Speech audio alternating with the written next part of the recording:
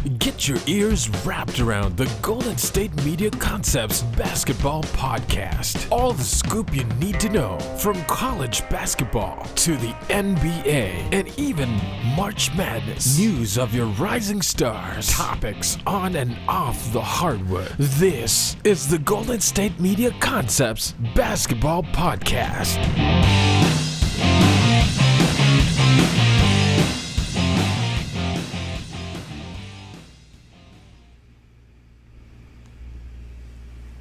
All right, everybody, peace.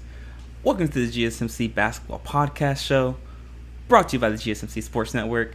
As you guys know, I'm your host, Casuan, and we've got a lot of basketball coverage to talk about today, guys.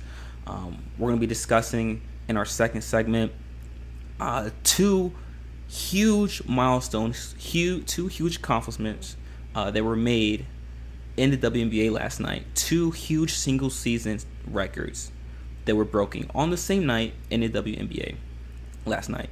We're going to be discussing that, but we're also going to be discussing and dissecting why exactly no one's talking about it. Why are none of the major sports networks, why are none of the major media companies discussing this huge night for the WNBA? So we're going to be discussing that and talking about that on a little bit of a deeper level. But to start out the show, guys, we're going to be breaking down some quarterfinal action from the FIBA World Cup. And before we get started, guys, if you haven't already, be sure to subscribe to us. Hit that subscribe button and hit the like button as well. And be sure to subscribe to us on Patreon to stay up to date on some of our newest content and also to get bonus exclusive content from us as well. If you haven't already, be sure to check out the GSMC Baseball Podcast, the Fantasy Football Podcast, and the NFL Podcast as well. My hosts and my coworkers, they do amazing work. They produce great content as well. So if you haven't already, be sure to subscribe to them as well. So, quarterfinals action from the FIBA World Cup. For those of you who don't know, Canada and Slovenia squared off last night. Canada pulling away from Slovenia, winning by a score of 189. It was a tight-knit match throughout the course of it. Going into halftime, it was a two-score game. But however, in the third quarter, Canada managed to pull away and ended the third quarter up by 12, and they managed to keep that score, maintain that lead, and they ended up defeating Slovenia, like I said, by a score of 189. Canada was led by Shai Gilgeous-Alexander. We talked about him yesterday being one of the best players in the tournament so far.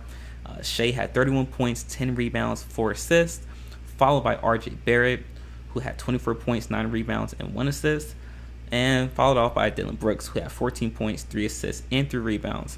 However, Dillon Brooks is probably going to be most remembered from this game for getting ejected. And on the Slovenian side, lukadoncic finished the game with 26 points, 5 assists, and 4 rebounds. However, just like Dillon Brooks, lukadoncic is most likely going to be remembered for getting ejected from this game. And those two instances right there between Dillon Brooks and lukadoncic getting ejected, I want to break this down from two perspectives, two levels. So people that watched the game, they said that the refs were being extremely ticky-tacky. They were being extremely sensitive when making those calls, making those technical fouls. I want to give you guys a little bit of perspective, though. I want to talk to you guys about this because this is a huge key issue. I played professional basketball overseas, so I know what it's like to play under FIBA rules, FIBA regulations, to play in an environment, to play in an arena, to be surrounded by fans that don't want you to win, that don't want you to be successful while you're on the court. And there's much more nuance, and the calls are much more stringent in FIBA.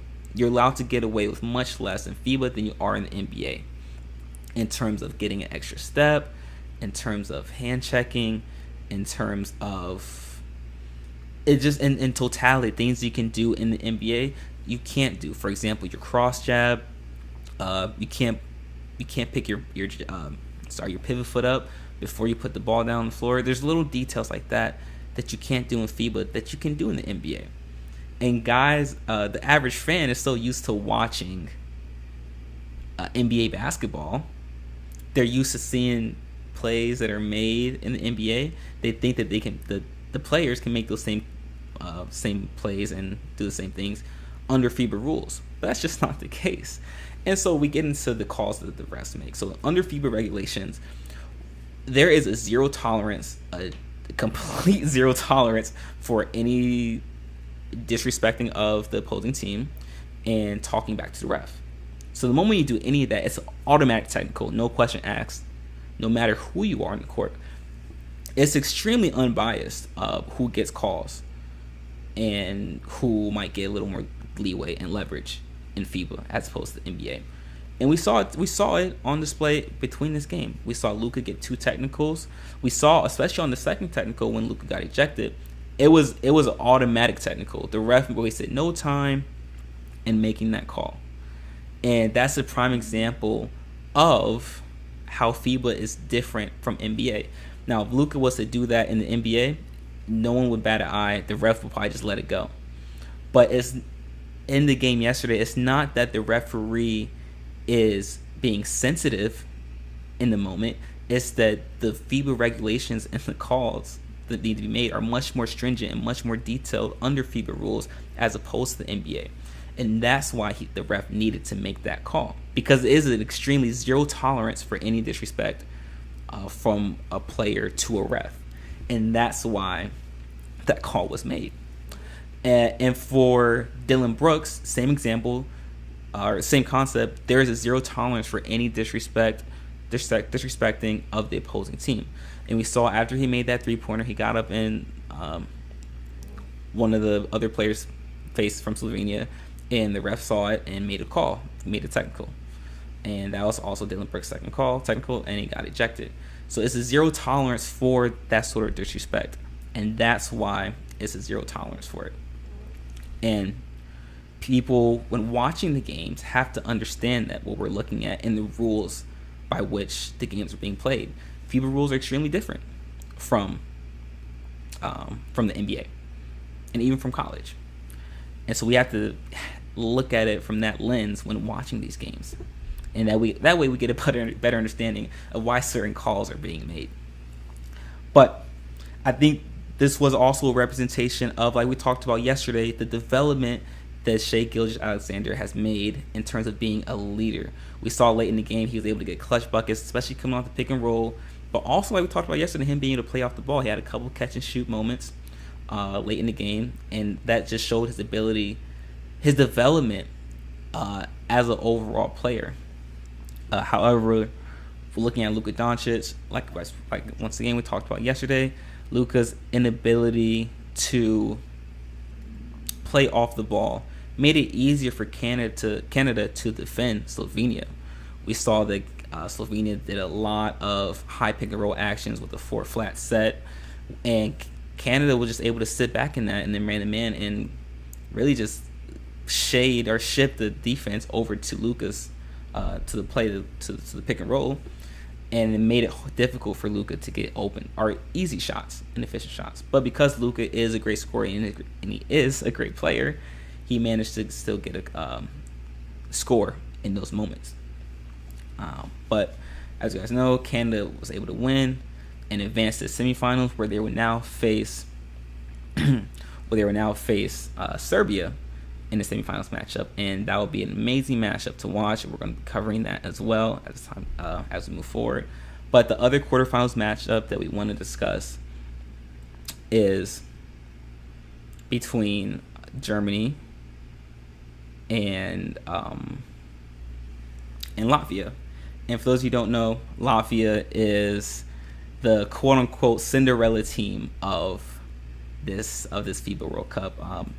Most people know them for beating USA earlier this week, and they have been playing extremely well, primarily led by David Bertans and Artur Songers, their point guard.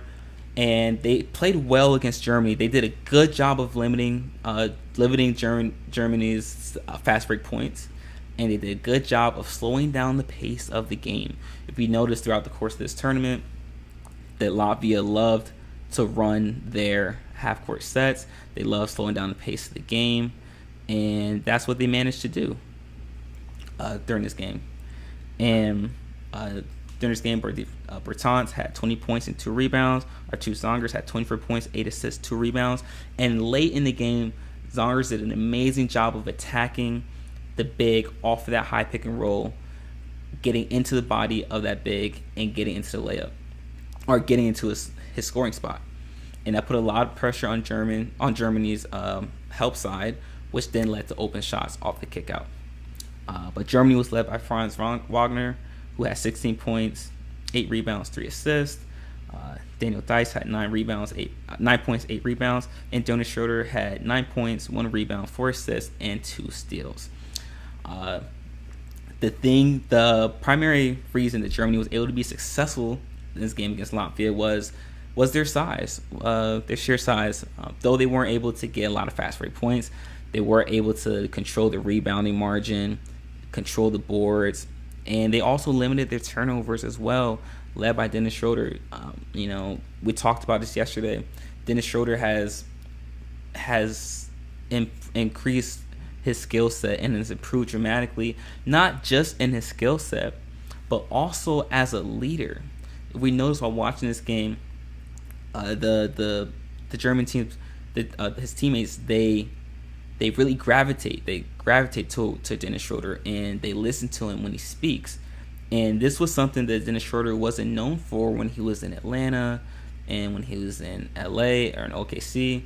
He wasn't vocal in terms of orchestrating the offense and showing his teammates what to do. But I've seen a shift and a growth in his mindset and his development as a leader.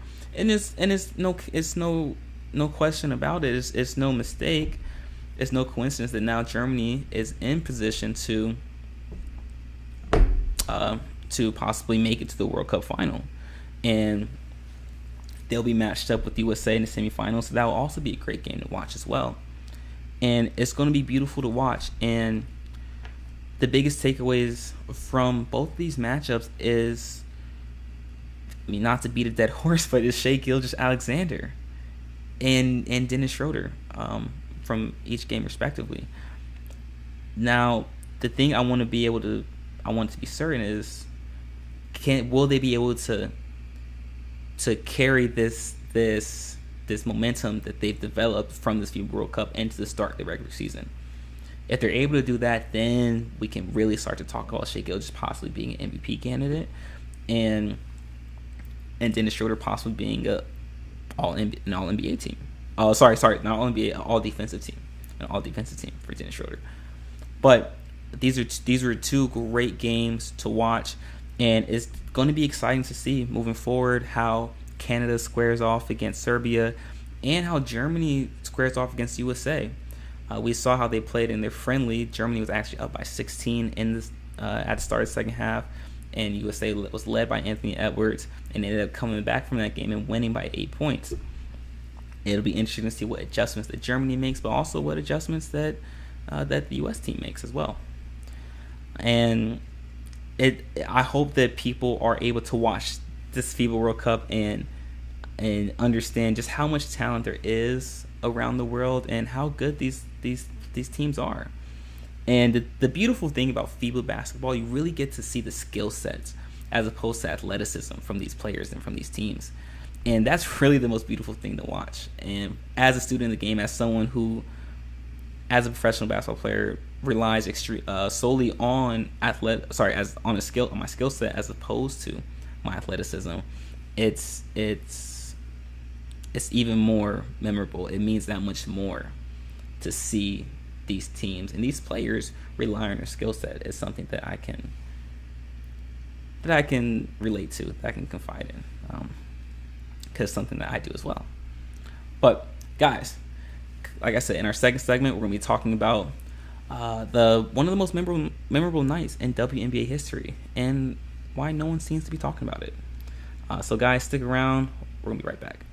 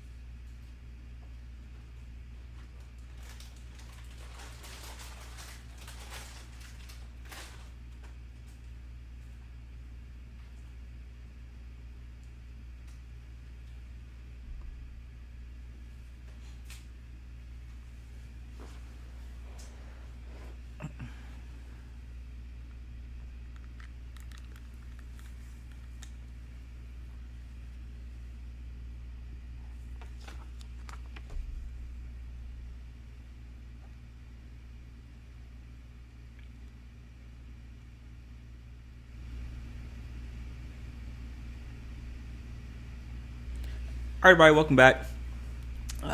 If just in case you missed our first segment, we discussed the quarterfinals matchups from the FIBA World Cup between Canada and Slovenia and Germany and Latvia. We discussed the growth and the dominant performance that Shai Gilgeous-Alexander put on, and we also talked about the development and the leadership of Dennis Schroeder as well, and if that's going to be able to translate over to the NBA for this upcoming season. However, in this second segment, I really want to talk about something quite prominent, something huge.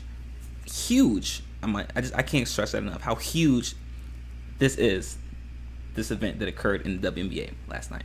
So, last night in WNBA, the New York Liberty squared off against the Dallas Wings.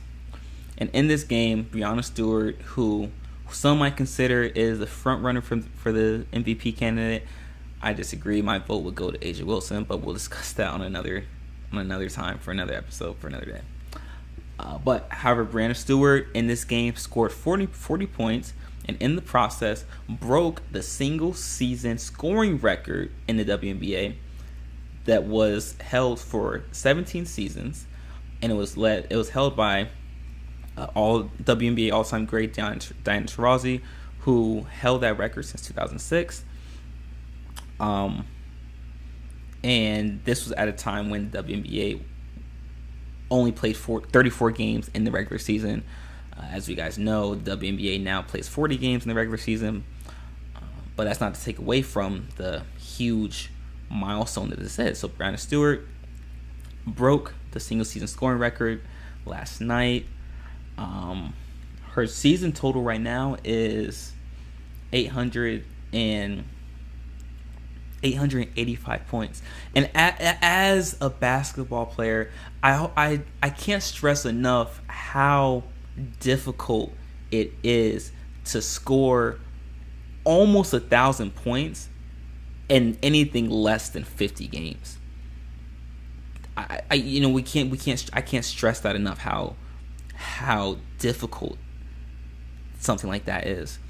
So let's put it a little bit into a little bit more context. So the NBA plays 82 games, and there are some players in the NBA that barely hit the 1,500 point milestone, or that barely hit the 2,000 point milestone, and they're playing in games that are essentially double the length of the season as of WNBA.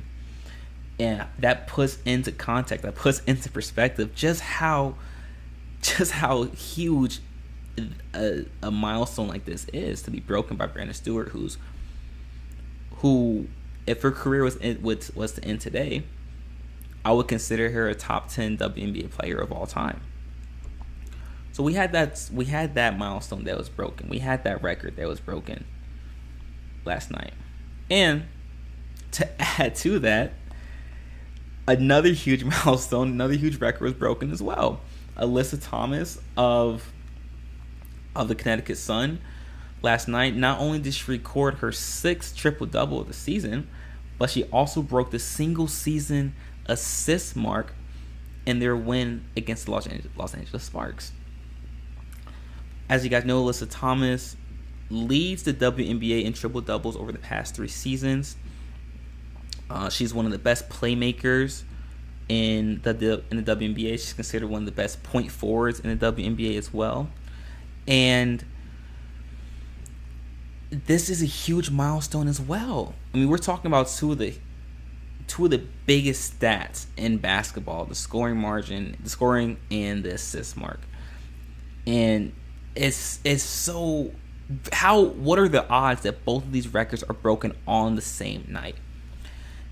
And this is a huge accomplishment, a huge step for the WNBA. However, it is so interesting to me that none of the major media platforms, none of the sports networks are giving these accomplishments that much attention. And I think this is the representation of the state that the WNBA is in right now. Let's break it down in 2 parts. First, the first state of affairs in WNBA. 1, this is the most talent. This is the best basketball that's being played in the WNBA since its inception. And you'd be hard pressed to find anyone in this industry that disagrees with the statement that I just made. There's no question about it. This is the best basketball that the WNBA has seen since its inception in the early 90s. This is the most talent that has been in the WNBA since its inception. And I want to give a quick caveat, a quick example of just how much talent there is in the WNBA right now. So during the 2023 WNBA draft, the Minnesota Lynx drafted Bree Beal of South Carolina with the 7th overall pick. They drafted Bree Beal. And 2 weeks into training camp, the Minnesota Lynx cut Bree Beal because they had so much talent on their roster. The number 7 pick in the draft got cut 2 weeks into training camp. Didn't even play a game. Didn't even play a regular season game this season. And that speaks credence to just how much talent there is in the WNBA right now. There's players right now that are struggling to get a contract.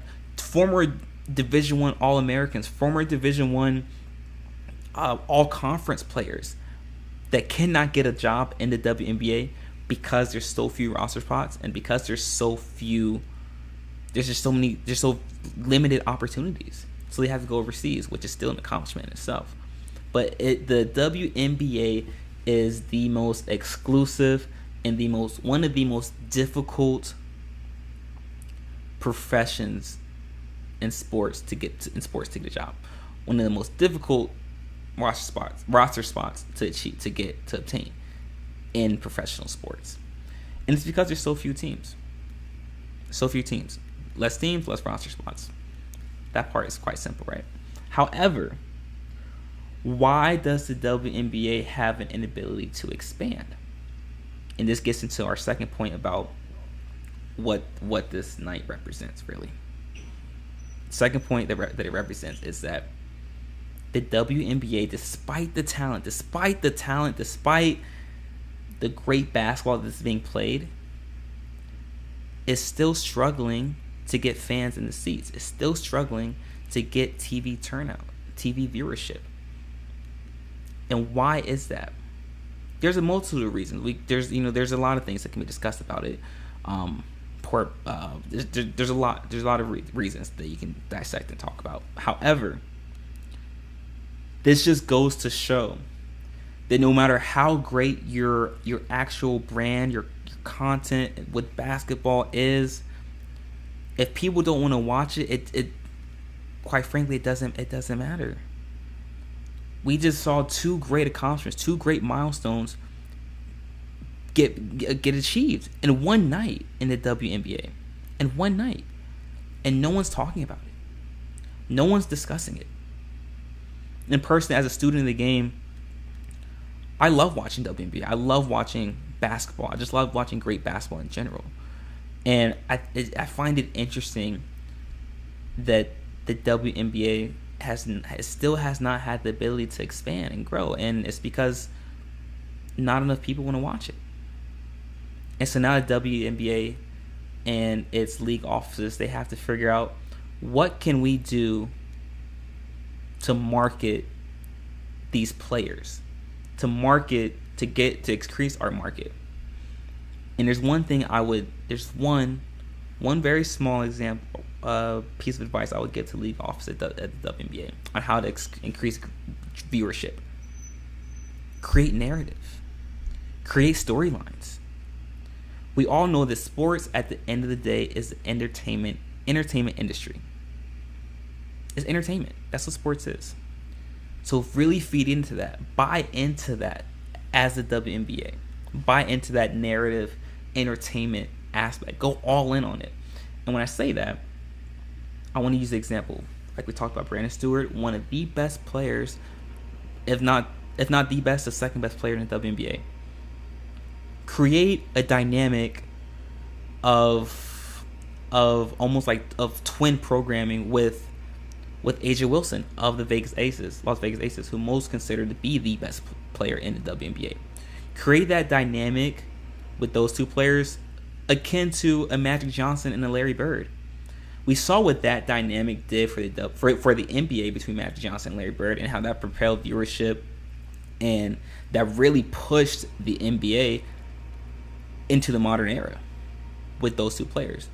And the NBA really did a great job of taking advantage of that marketability and pairing those two athletes, or those two players, not against each other, but almost with each other in terms of the narrative and the storyline.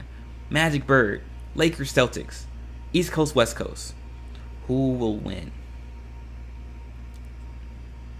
We, as human beings, we love that dynamic, that the will they, won't they, the who's going to come out on top, who will prevail at the end of the day, who's going to win the big battle. We love that narrative as fans. Fans love that narrative. It's something to buy into. It's something to think about while watching the game.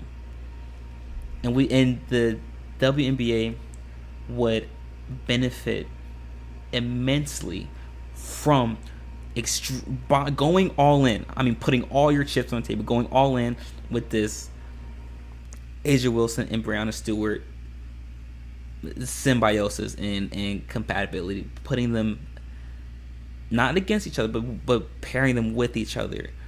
Liberty Aces, ajawilson, Breannastewart, East Coast, West Coast.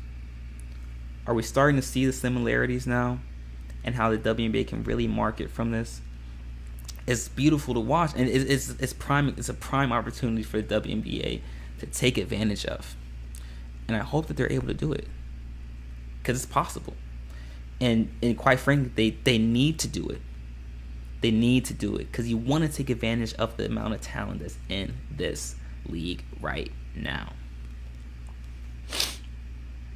But, guys, that's all we have today for our show. If you haven't already, guys, be sure to subscribe to us. Hit that subscribe button and hit the like button as well. And be sure to subscribe to us on Patreon as well to stay up to date on any exclusive content that we may release. And also, guys, be sure to stay tuned for our other sports podcasts and shows as well, i.e. baseball, fantasy football, football, NFL, and our college football podcast as well. Guys, thank you so much for tuning in. Continue to stay safe, be vigilant, make smart decisions. We'll be back at the same time again tomorrow. And